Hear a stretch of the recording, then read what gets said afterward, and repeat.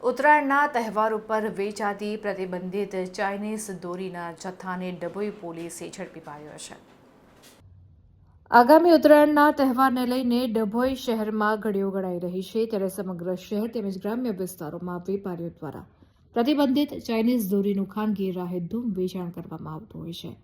ત્યારે પોલીસે આ પ્રતિબંધિત દોરીનું કડક અમલ થાય તે માટે અત્યારથી જ એક્શનમાં આવી જઈને પ્રતિબંધિત દોરીનું વેચાણ કરતા કેટલાક વેપારીઓ પર વોચ રાખીને ડભોઈ ખાતે કેટલાક વેપારીઓ પાસેથી પ્રતિબંધિત ચાઇનીઝ દોરીનો જથ્થો ઝડપી પાડ્યો હતો।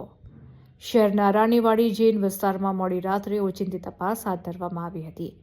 અહીં રહેતા સુજલ રાવળ નામના ઈસમના રહેણાંક મકાનમાં પોલીસે દરોડો પાડ્યો હતો અને ₹7,000નો મુદ્દામાલ જપ્ત કરવામાં આવ્યો હતો।